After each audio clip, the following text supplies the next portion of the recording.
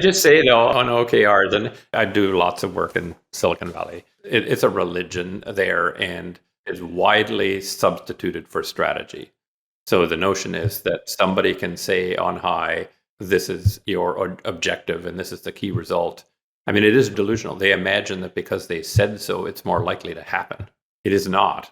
OKRs come from Google, the company that has a core product, the most valuable product that has ever been designed in the history of humanity, search. And so somehow it was OKRs that is responsible for their success, not having two guys design the best product in the history of the universe. And then anybody who works at Google is supposedly a genius. And I've watched lots of them go to other places and fall flat on their face because, no, there were two geniuses. Hello, everybody, and welcome back to the Boundaryless Conversations podcast. On this podcast, we explore the future of business models, organizations, markets, and society in our rapidly changing world. And today, I'm joined by my usual co-host, Shruti from Jakarta. Hello, everybody. We are so excited to welcome our guest, a unique strategic thinker who has helped countless leaders shape how they approach competition and growth. Roger Martin. Roger is one of the world's most influential business thinkers, renowned for his contribution to strategy, design thinking, business management. He's the author of widely acclaimed books. One of them called Playing to Win is a framework that has been adopted by organizations across industries to navigate strategic decision making. Roger is also the former dean of the Rotman School of Management and has been trusted advisor to major companies, helping them find their path, let's say, to winning strategies. Hello, Roger. It's tremendous to have you here. We are super happy. Well, I'm always super happy to talk with interested and interesting people about the world of strategy and management and like. So I'm looking forward to Simone and Shruti to a fun conversation.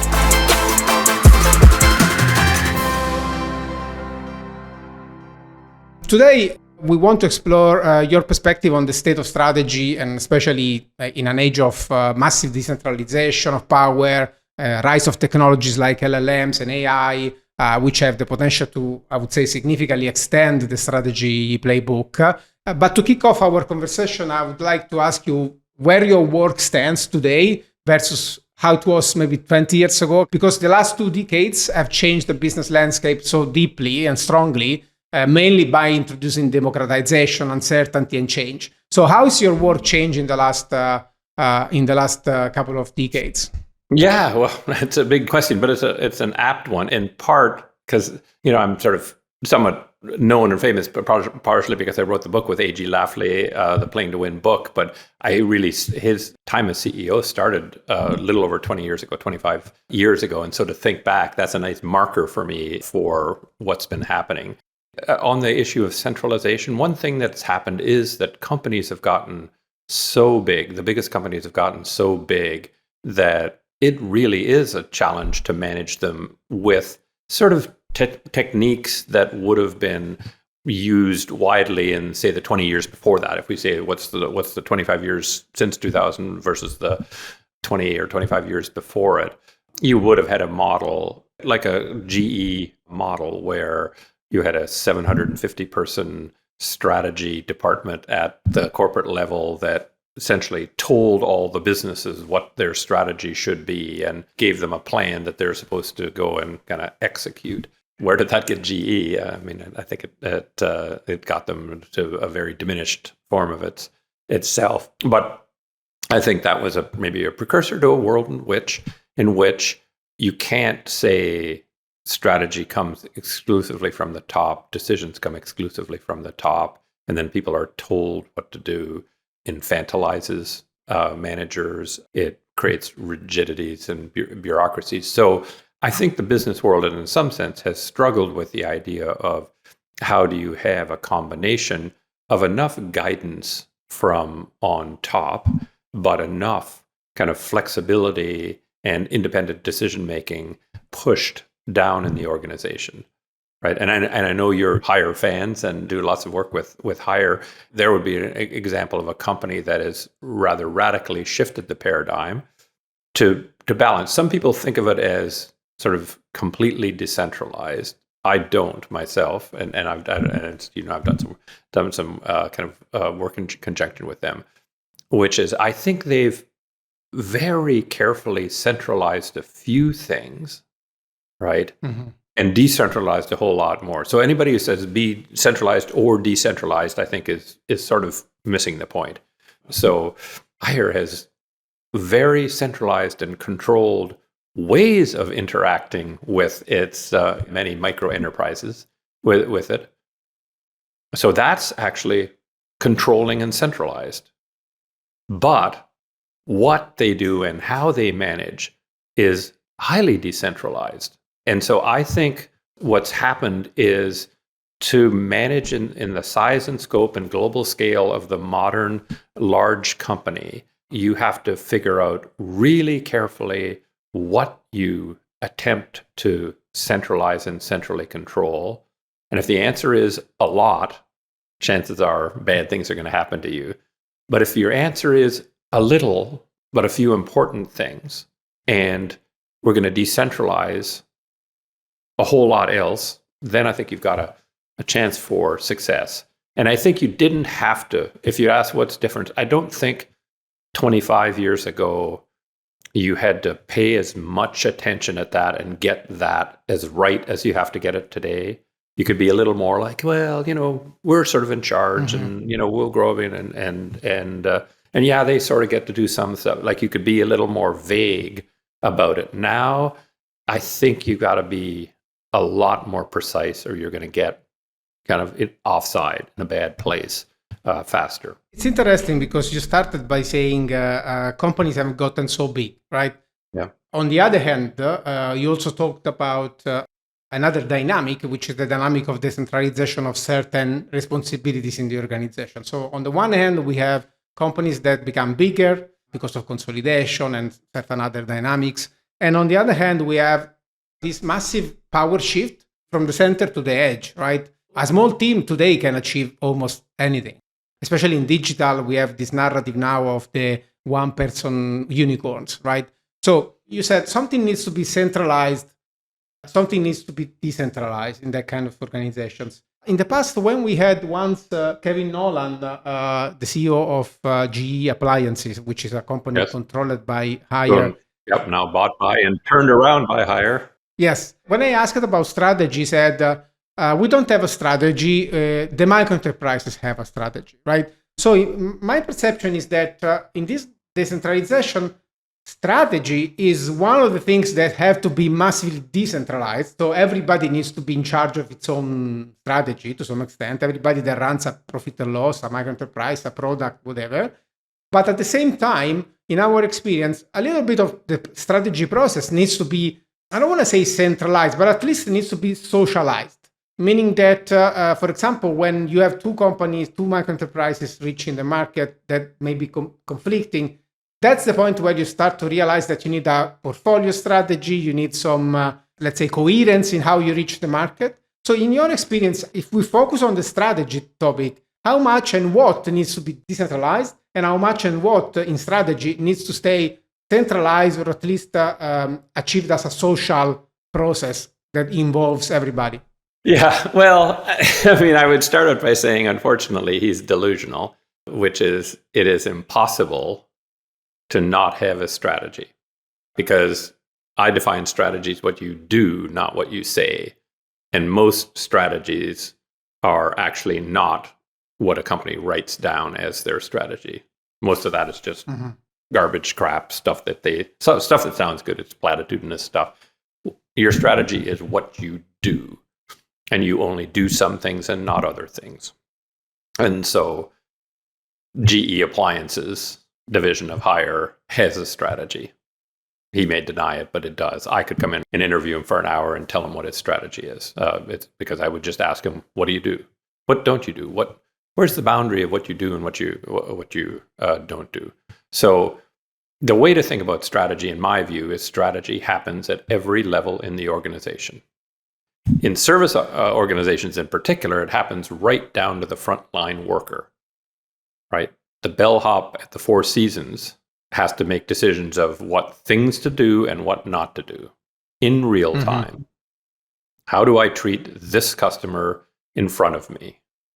And he or she makes decisions. And those decisions, if they're crummy decisions, if the best guest at the Four Seasons Jakarta, their absolutely best customers comes racing up in his or her vehicle, tosses the key to the bellhops and say, "Could you take it? I'm late for a meeting," and the bellhop tosses it back, right? Then Four Seasons is going to lose a customer, and Four Seasons is going to get a bad reputation, right?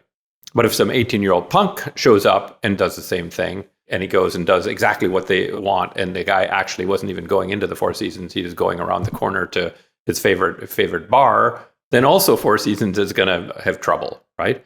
So you actually need that guy or gal, let's say it's a bellhop, it's probably a guy, that bellhop saying, what's my where to play and what's my how to win to do my job best. Now, if that kid is making all those decisions on their own, that's not going to work out well, even if they're generally smarter rather than dumber decisions. He's got to do it in the context of the front of the house service kind of operations, right? The bellhop, the luggage people, the check-in people, the front. They have to have a strategy for here's what we want the customer experience to be. Here's the kind of things we're going to do, and here's how we're going to do them. Now, if that's completely made up on their own, you got a problem, right? That's got to be in the context of the integrated hotel strategy, which includes front office, back office, food and bev, housekeeping, etc.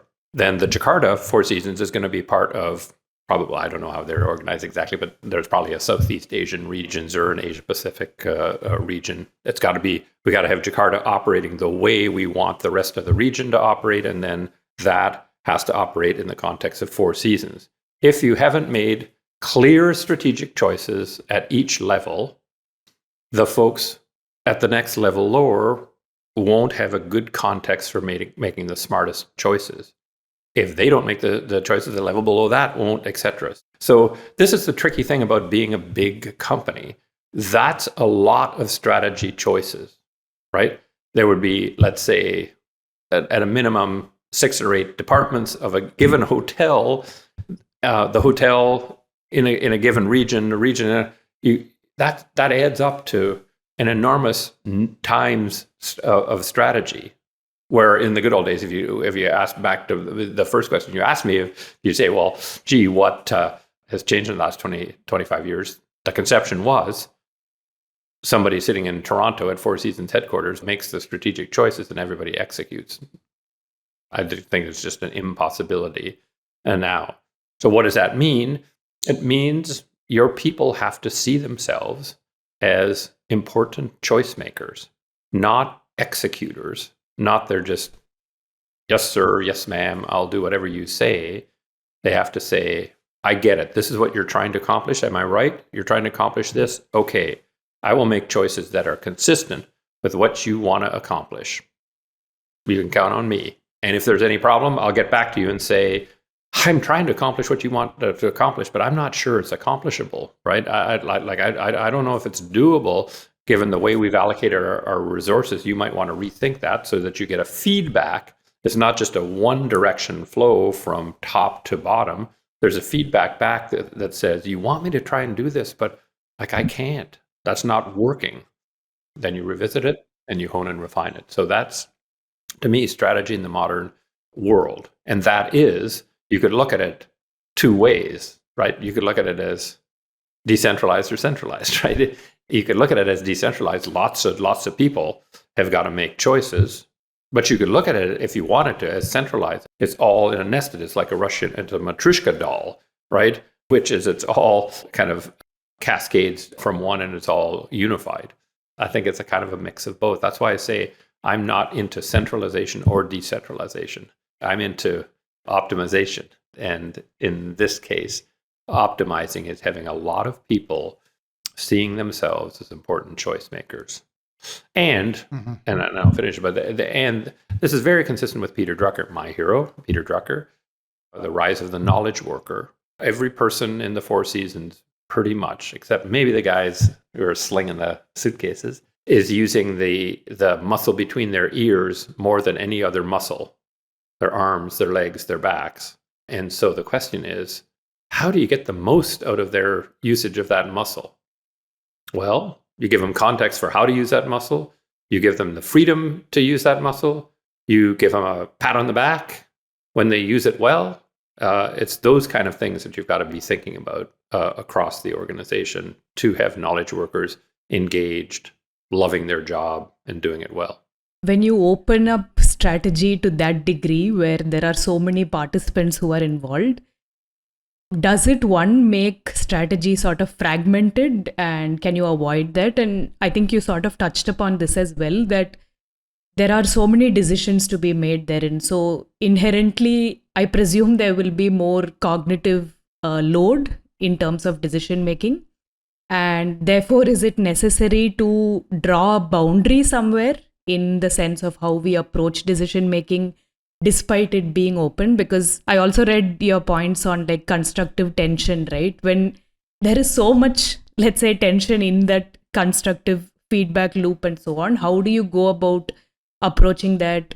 Can it be non-fragmented therein? Your question, Shruti, goes right to the very heart of the core skill of a manager in the modern world, right? So let's say you work for me, Shruti. I'm your direct boss. Shruti, these are my choices. Go get them. I promise you it'll become fragmented, and you are going to probably be a little bit freaked out because I've set no boundaries for you at all. And you guys talk with enough designers to know a good designer wants to have some boundaries so that they can be clever within the boundaries. So a modern management skill is what I call strategic choice chartering. So I say instead, Shruti, here's the choices I've made. Here's my where to play, how to win, my capabilities management. So this is what I'm trying to accomplish. Now, you, Shruti, are responsible for this area. And you need to make a set of choices that are consistent with my set of choices. The kind of things I hope you consider are you going to serve everybody? Are you going to serve some? And how are you going to serve them? I don't know what the answers to any of those are, Shruti, because guess what? You're closer to those choices than I am. But you need to make some choices in that are consistent with mine. If while doing that, you have any problems or difficulties, or you're a little bit confused by what I've said, just come back, and I'm happy to assist you in making but they're your choices, and you got to make them, and I'm confident of you making them. That is the core skill in strategy in a modern executive.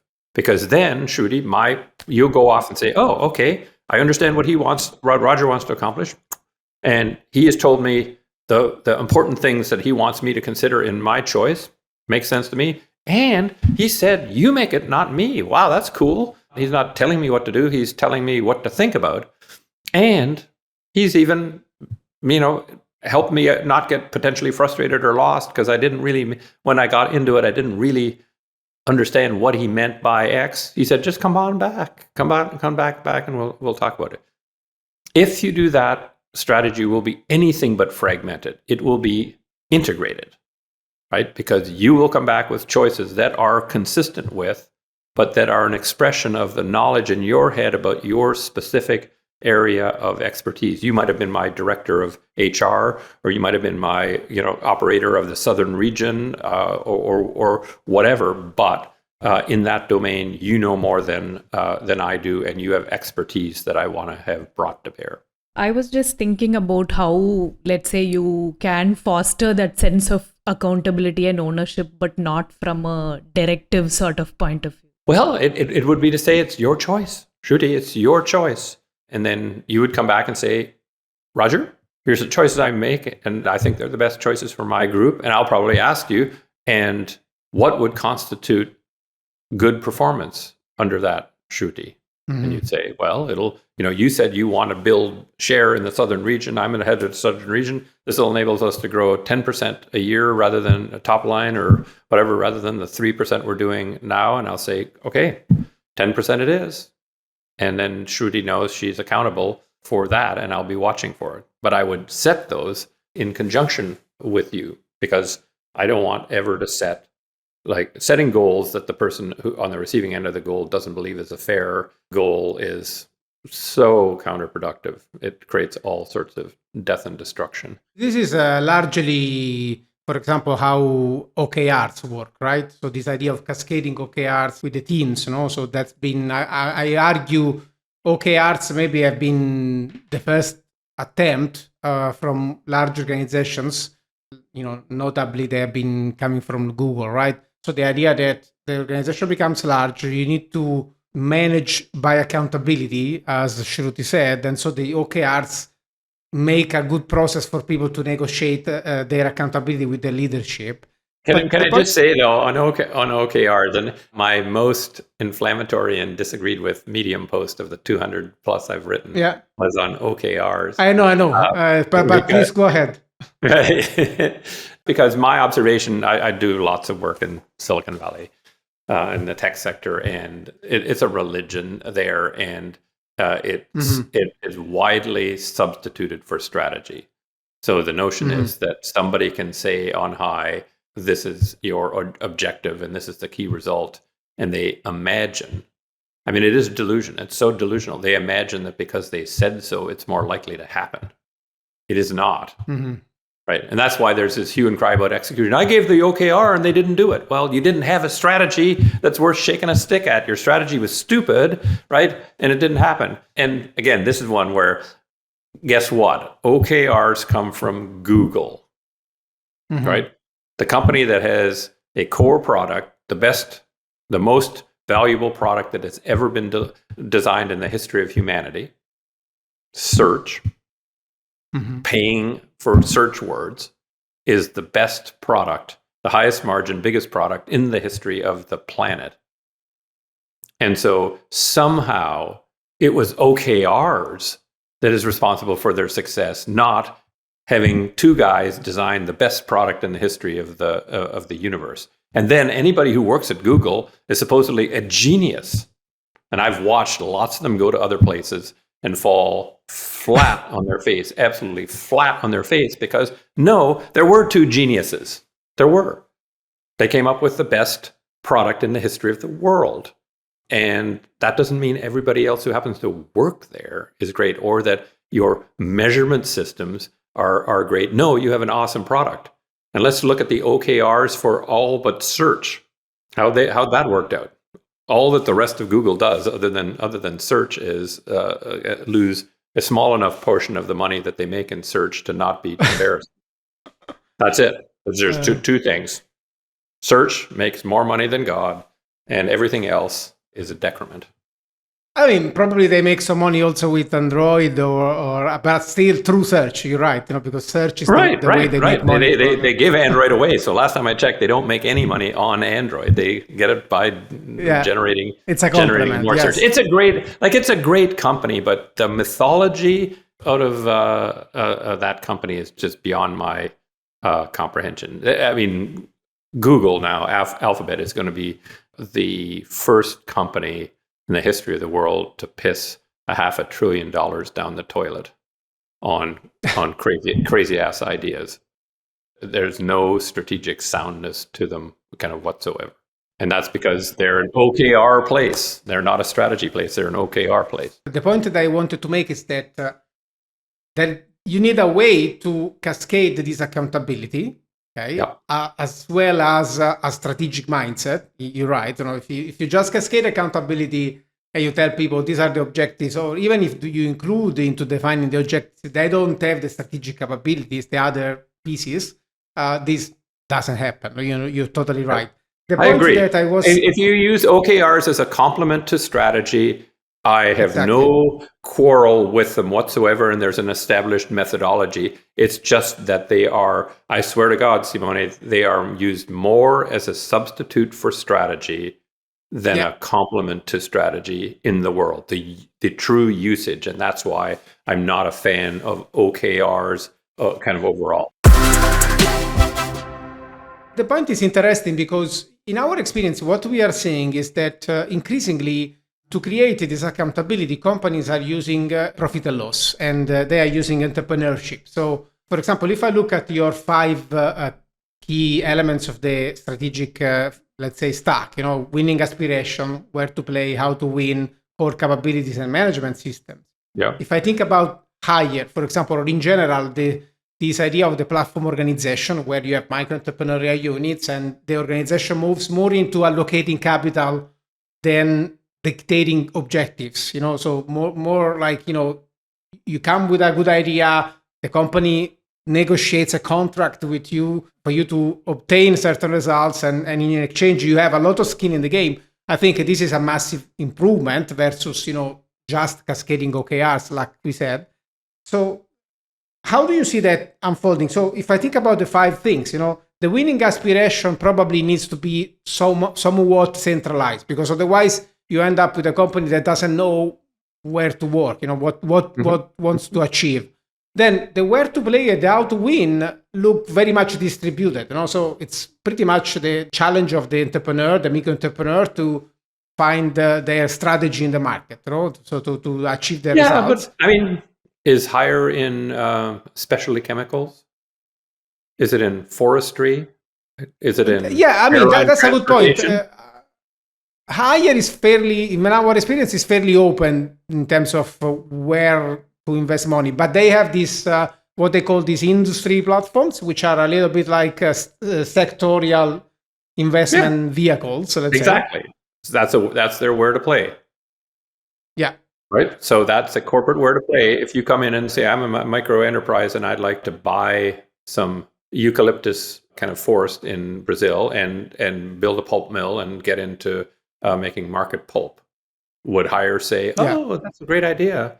We don't know a damn thing about that. And I'm not sure, kind of why we'd want to invest the requisite $12 billion a year to get to buy the land and build a pulp mill. So with their platforms, their sectoral platforms, they've defined a where to play at the corporate level. We're open for business in these platforms, and they have a how to win, whether it's implicit or explicit, which is partially we're going to win with these EMCs, these entrepreneurial micro enterprises.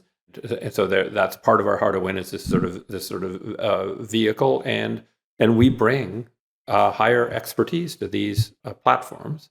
Our capability is across everything is going to be kind of fast-moving, highly accountable folks. Our management system is these micro enterprise contracts, where it's highly structured contract that's consistent across the whatever it is now. Is it 40,000 micro enterprises? Whatever, this gigantic number. Funnily enough, they all have a contract that looks remarkably similar. Well, that's an enabling management system that keeps this sprawling global enterprise tightly enough controlled to not blow up. So it has a strategy.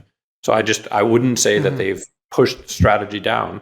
They have set a strategy that is appropriate for the higher level, that accomplishes what you need at the higher level, to set the context, just like I did for Shruti earlier in our made-up thing. Just like that, it sets the context for those folks at the next lower level to be able to do their thing. And largely also trying to valorize their core capabilities, because otherwise, I think this is the most interesting topic nowadays, because, as the transaction cost goes so down, it's easier to do agreements and contracts in the market. I think largely for organizations, the challenge is to make a case for entrepreneurs to build inside versus build directly on the market, right? So if you created these enabling systems, as you said, that overcome this idea of a top-down managerial systems, you make a better case for entrepreneurial people to build valuable ventures inside an organization, which otherwise doesn't make sense. Otherwise Absolutely. doesn't have I couldn't agree more. Because I like right now in many industries, they are like a village somewhere out in the foothills in Central Asia, and the Mongol hordes are coming after them. And the Mongol hordes are 1,000 VC-backed startups in their space. If they're like a big centralized bank, there are 1,000 of them. And if you read any Mongol horde history, right, the problem wasn't that you couldn't kill a lot of the Mongols, right? The problem was that only one had to breach the walls of your village, get inside, and you're all dead, right? That's the problem facing big companies now, is they just keep coming. It's one after another, after another, after another, after another. And I agree with you entirely. The only true strategy for defending against that is not to try and kill all the Mongol horde. It's to build them inside. And the smartest companies, I think, are figuring out how to make a culture that does that. It's hard, though, right? And this Very hard. This may be a slightly too American perspective, and I've written about this, which is East Coast versus West Coast capital, right? The biggest pool of capital in America is centered on the East Coast, because all the big money managers, whether it's Fidelity, BlackRock, State Street, etc., plus most of the pension funds, they're disproportionately east of the Mississippi. They're East Coast capital, and most of the big private equity companies, which are bigger than the VC companies, are in New York or Boston or Miami. And all of that East Coast money basically says to their companies, I would like you to grow faster than GDP, faster than your industry, grow bottom line faster than top line, and please don't take risks. Please, right? We're not into risk. And of course, that formula is impossible. You cannot grow faster than GDP, faster than your industry, top line faster than bottom line, without taking risk.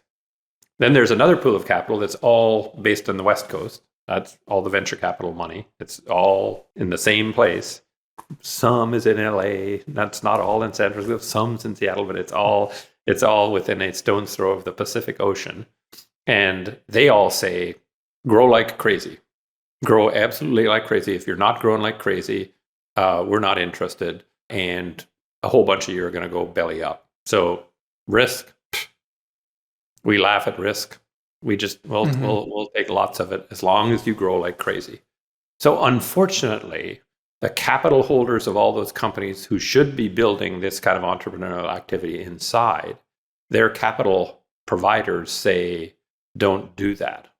That's risky. And that gives free rein for the pool of capital that's based on the West Coast to have almost like sort of 100% ownership control over these folks with entrepreneurial ideas who are willing to put their life against it, right? Because 9 out of 10 of them expire worthless, and the time is largely wasted by the person. Although there's a culture on the West Coast that says if you have a few failures under your belt, that makes you better. On the East Coast, if you have a few failures under your belt, you should go and be dog catcher. You shouldn't be a business person. So we can say that now this perspective on risk is, I would say, predominantly and strongly entering also the corporate space. The corporate space cannot hold anymore, this tide of the necessity of entrepreneurship and risk anymore. Yeah. What boards of directors of East Coast capital financed companies would rather say is let's wait and let's buy that startup for $50 billion after it's succeeded, rather than let's put $5 million, right? $10 million, like 3 orders of magnitude less capital in and take a shot. And maybe, how's about this? Rather than buying one successful one for $50 billion, why don't we spend $5 million each kind of on 100 startups? That's $500 million, not even $5 billion. That's 2 orders of magnitude less to have 100 shots at it. No. We'll wait. We've got the balance sheet to buy them for $50 billion. So that's what's happening. If you buy a successful company for an extraordinarily high percentage of value, even though 70% of such acquisitions are shareholder value destroying, we'd rather do that than engage in this risky activity called backing an early stage company. It's 2 kinds of capital. It might be a bit of a tangent, but we were speaking about, let's say, the sense of competition increasing both internally and externally, right, essentially, and the availability of the amount of resources, the access to the resources and so on that we have. I think at Boundaryless, we speak often about platform business. And one of the core, let's say, principles is looking at coordination rather than competition. So maybe, let's say, collaboration versus competition and so on. So do you also see that sort of taking a forefront now? Is there scope for the strategy to sort of enable space for collaboration, especially in a high resource environment? It's sort of a yes and no, Shruti. Like if we start to say, well, in the platform world, in the high-tech world, there's going to be all this collaboration. And then you ask about the behavior of Apple, Google, Meta, Amazon. Have you ever seen more vicious competitors in your life, Shruti, than those? Vicious. They all have established kill zones. They all do. They're from internal memos. They have kill zones where if anybody gets into this zone, we will kill them dead, right? We'll buy them, whatever.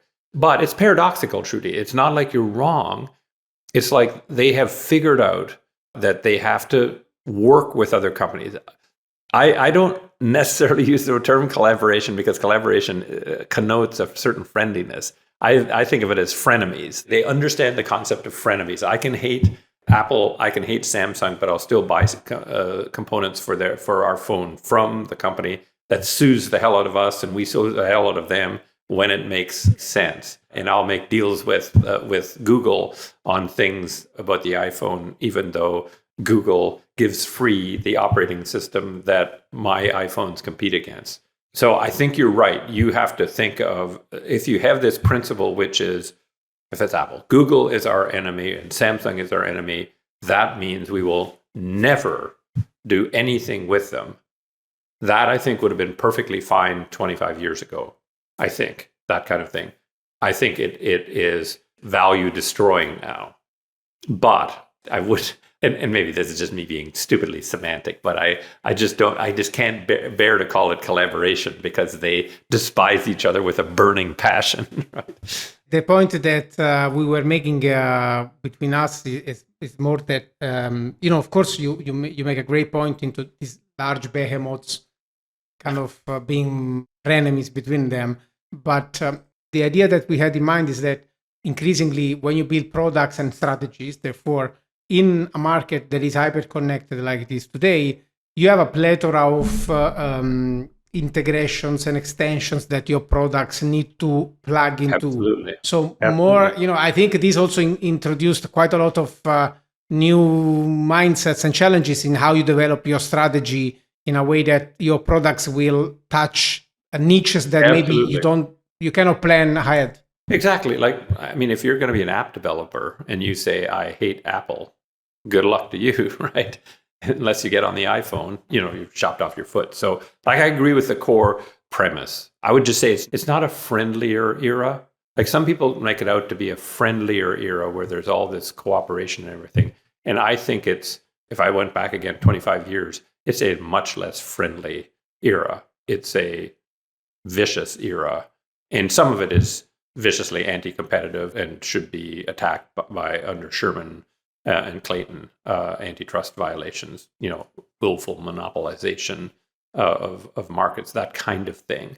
But it is more complex than it is. You've got to figure out who you've got to do alliances with. I mean, it's like the good old days of Italy. It's like when Italy was a whole bunch of city-states, and you had to figure out which city-states I'm going to be friends with. I hate them, but I'll be friends with them because we got to be together when that city-state comes after us. It's sort of more like 15th, 16th century Italy than it is like some kind of a friendly, benign world. That's fascinating because our impression is that we continue to edge and rebound in terms of strategy and management from a perspective of radical collaborations, right? So, for example, if you look at what happened with blockchains and Web3, okay, this promise of a new technology that magically made possible to build infrastructure that everybody can invest into and become this leveled battle playing fields like that everybody can use, and so that at the end of the day,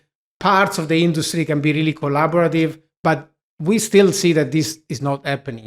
The standards keep emerging. Nobody wants to agree with nobody else. So I think we still see that humanity and the markets are kind of refusing to find ways to collaborate so that value can be pushed into new levels. So what is your impression of this? Do you, even, for example, if you think about the efforts that are emerging in digital public infrastructures, so is these a potential for you to, this kind of standardized battlefields emerge for companies to look into new levels of value based on shared level? Well, I mean, I think the sad thing, I don't know what you could look it up. But when Thomas Friedman published "The World is Flat," everything is flattening out, and was his thesis, and the truth is that like he was 180 degrees wrong. The world is getting spikier.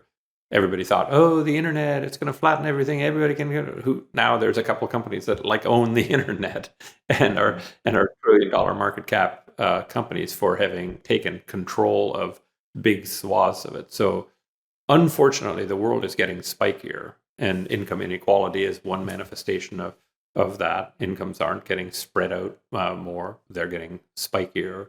Concentration, industrial concentration in the vast majority of industries is increasing, not decreasing, as all the kind of internet people were saying, it'll allow a little ball bearing manufacturer in Scranton to serve a worldwide market because you can order on the internet. No, it hasn't. It's done the opposite, because there are gatekeepers who decide what page you're on. Unless you can buy your way onto the first page, good luck. You're never going to be found. So I don't see, unfortunately, anything, blockchain included, that is going to be a leveler. What I see is powerful new technologies that somebody figures out how to do well with leverage, and then that entity gets the scale economies to invest like crazy in protecting its position and ensconcing its position. And it's sort of like kind of a land grab. And if you go fastest, you can get control. You can get big enough to have control. And then we had a conversation with Sanjit Choudhary last year where he spoke about sandwich economics, this idea that these players sandwich the value chain. Like I wrote a book in 2020 called "When More Is Not Better," that sort of said what's happening is that we've historically seen the world, its resting case is, or its default case is a normal distribution. And it's because many things are height of males, height of females, IQ, kind of all of these things are normally distributed. And so we sort of say, well, yeah, life is kind of normally distributed, right?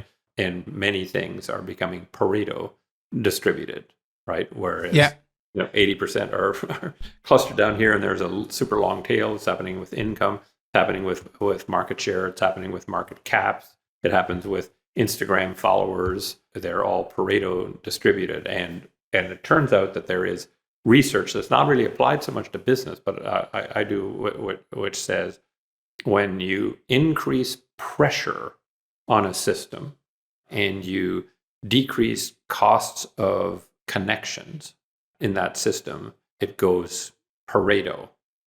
And so the increasing competitiveness that you guys talked about early on, more competitive activity, and the lowering of transactions costs in many, many fields, like the internet has lowered lots of transactions and connection costs. Like if you just take fame, in the good old days, fame, you'd have to go to some magazines to figure out who's famous lawyers, who's a famous singer, who's a famous rock and roller, who's a famous tennis player now. So the transaction cost of even figuring that out were high. So if you say, I want to align myself with a famous person, how hard is that now? What are the greatest number of internet followers? Oh, Taylor Swift or Ronaldo, I'm going to follow him or her. So what's happened to distribution of Instagram followers? Completely Pareto distributed. The average person has 75 followers Last time I checked, it may be 100 now. Average is 75, and last time I checked, Ronaldo had 700 million. That's a Pareto distribution. So that's modern life as Pareto distributed things. And the only thing that's remaining that's not Pareto distributed, democracy. We still say you got to get 51% of the vote, although in some other countries like Italy, it's more fragmented parties. But you've got to get the most. In Italy, you've got to get the most. It's I think almost never 50 anymore. But you got to get the most. That's at odds with the way the economy is going. Is my argument. And there's going to be bad things are going to happen on the basis of that. That's why you have so much of many populists saying we're not optimistic about the future. Things are getting worse, not better. They're observing the Pareto distribution in the economy. Yeah. I was just telling Simone in the background, it feels like you have to make a choice between what way of capitalism you want to go in. Yes. Towards the closing end, we have to ask the inevitable sort of question of what role AI plays in all of this. A couple of weeks back, we had Philip De Raider, who joined our podcast as well. And, he was speaking a lot about how AI and LLM is playing big role in strategic decision-making, knowledge work, and so on. So how do you see that growing? How are organizations operationalizing this? And what do you think is the future of that? A couple of things. One, the idea that AI will somehow democratize or flatten anything is absolutely far-fetched. It's going to, if anything, create more peakiness. But anyway, like it's going to make lots of money for OpenAI. The thing that I don't think that the penny is dropped for people on AI is they don't sort of ask what actually is the mechanism. Because I know there's all sorts of kinds of AI, but what has caused people to now think AI is the be-all and end-all versus 2 years ago? It's LLMs. So it's that form, right? That's what everybody is talking about. That is what OpenAI is. That's what Claude is. That's what whatever the hell the Amazon one is. So what they don't quite understand about LLMs is how they function, right? And when you query an LLM, what it does is take a large billions of words, right? And phrases and whatever, and ask the question. The algorithm asks a very simple question, right? Is what is modal, right? What is most often found in that 5 billion words as the next word or the next phrase, the next whatever, or drawing that's the most like what you described, right? So it is a mean-seeking device, or a mode-seeking, mean, mode, median, whichever word you want to use. It's really actually modal, what occurs the most often. So it is a fantasy for people to say AI will come up with something unique, something special. It's designed to come up with the opposite of special. Is that a terrible thing? Is that stupid? Whatever? No, hell no. Right. I mean, there's real value in getting way faster to the mode than you as a human could ever do. Maybe you could do it in 1,000 years, and they can do it in the LLM can do it in fractions of a second. You'll sometimes get it wrong. They won't ever, right? So it'll be fast. It'll be correct, right? And it's like, what is not to like about that? And so for many, many, many uses, getting to the mode accurately and quickly is going to be of enormous value. And so people will use AI. It will destroy many, many, many jobs. But don't be confused into thinking that somehow AI is going to get you great stuff. It can't. Like it's not set up There may be another form of AI, right, that is not large language model based, that is sentient in some way, and it's trainable in some way to say, this is everything that's out there. This is all knowledge. Create some new ones. Create some new knowledge. To make justice also to what Philip said, and because you're saying something similar, I think when you say it's faster and exact and correct in getting you to the mode, I think it's great, because for example, he was referring to using AI as a way to make synthetic customer interview, right? That's a perfect use case, because from customer interviews, you want to get to the mode, and you can use AI to get there faster, right? So if I repurpose the question a little bit for you, do you see already useful, practical ways that you can use LLMs as a complement in the strategy process? So, for example, I don't know, making scenarios or thinking about what your competitors will do, how the market will react. Are there useful things that in your playing with AI you have already identified that LLMs can provide to the strategic process? Yeah, I mean, it can get you faster analysis of almost anything you want to analyze. Mm-hmm.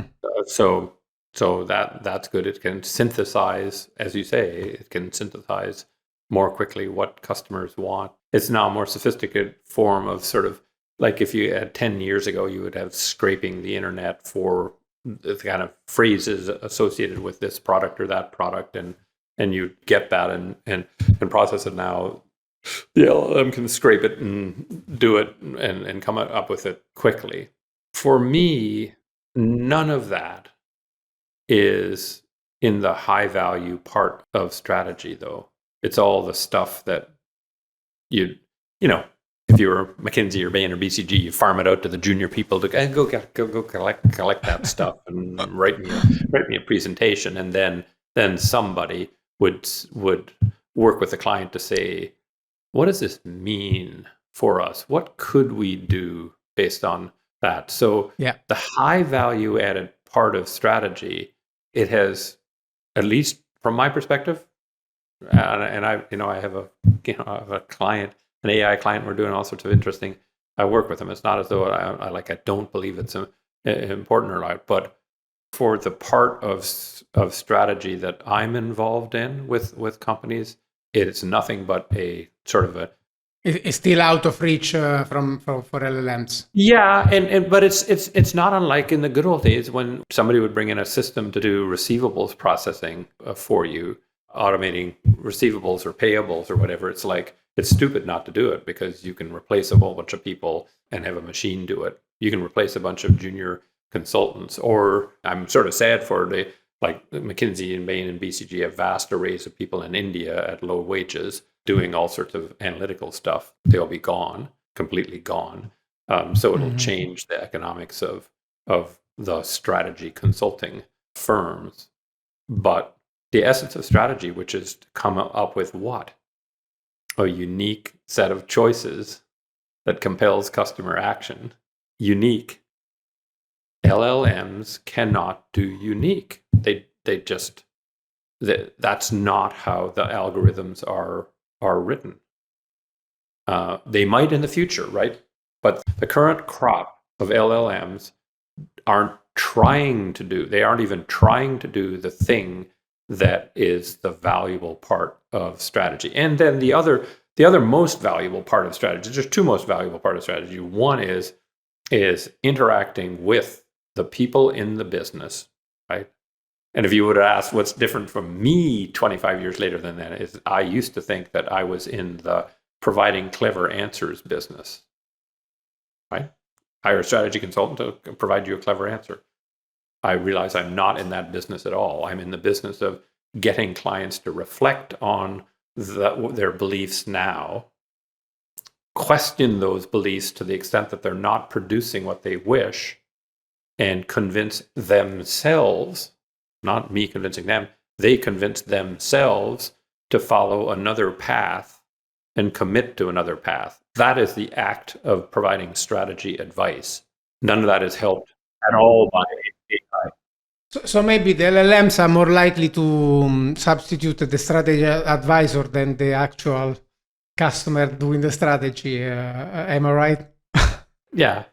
You're going at the inputs right now. LLMs are going at the inputs, and I wouldn't be Yeah, I mean, surprised. I'm making a reference to this idea of, and then I don't want to go long because we have just a few minutes, but I'm making this reference to the idea of frameworks. You know, you always also speak Oh, about generalizing knowledge.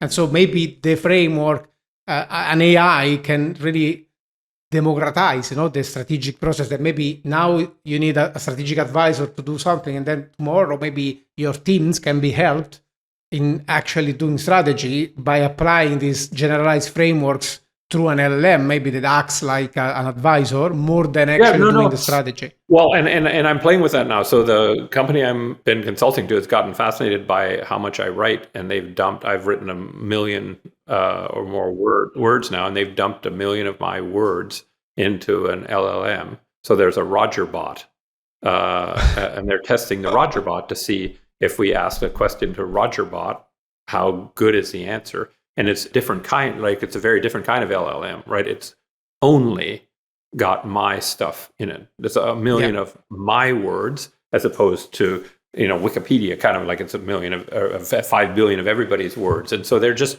playing with it to see. And so it's in an experimental phase, but that would be interesting. Is it possible to take everything I've written over 40 years, and I've written a lot, and use it as a substitute for me?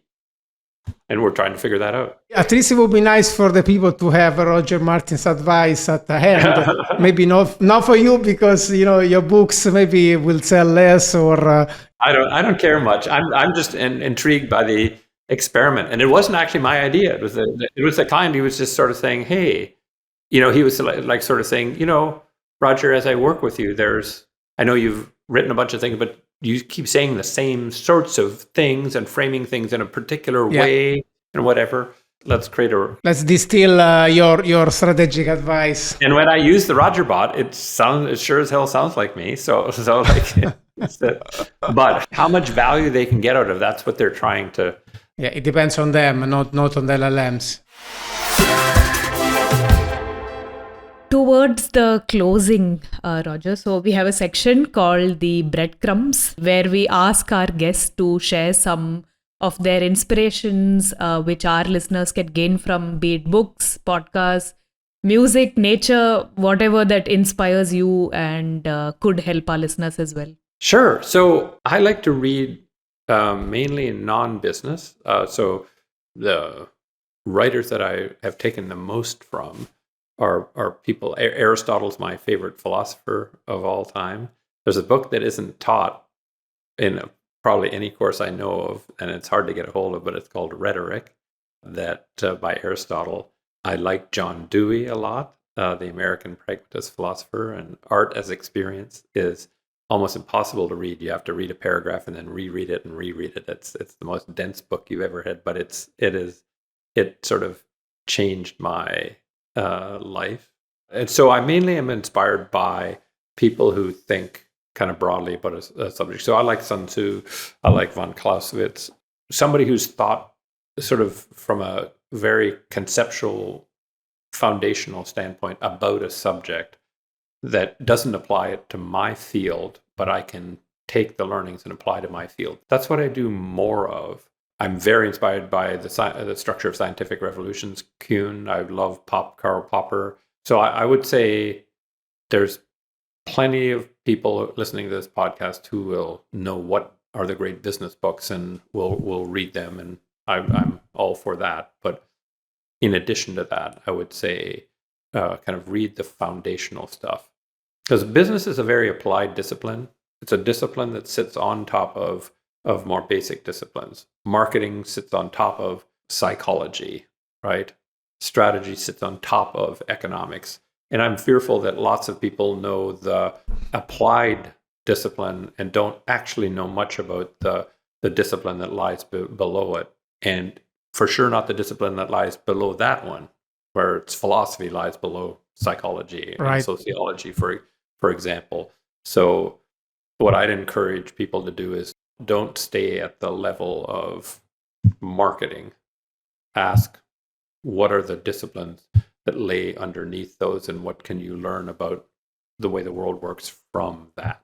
So read books that have at least 100 years, possibly a couple of thousands. That would be fantastic. Yeah. No, I think there's something to learn. If you ask what books that I've read have been most influential to me, I think stuff that was written 2,500 years by Aristotle is probably still the most influential for me. I can sympathize. My most important book is probably the Tao Te Ching, which is as old as Aristotle, more or less. Yes. Okay, I must say that it was a fantastic conversation, very, very entertaining as well. And I hope you also enjoyed talking about something different than usual. Very much so. No, I think you guys have a really interesting perspective. So, Simonai and Shruti, thank you. Thank you for spending the time with me. I learned something out of every conversation like this, and I hope you did, and I hope your listeners do too. Our listeners, yes, definitely will have enjoyed. Thank you, Shruti, for the conversation. Thank you, Roger. Thanks. And for our listeners, as always, remember that if you go on the website boundaryless.io/resources/podcast, you will find Roger's conversation with all the transcript, the notes, and all the references and the breadcrumbs. Until we speak again, remember to think boundaryless.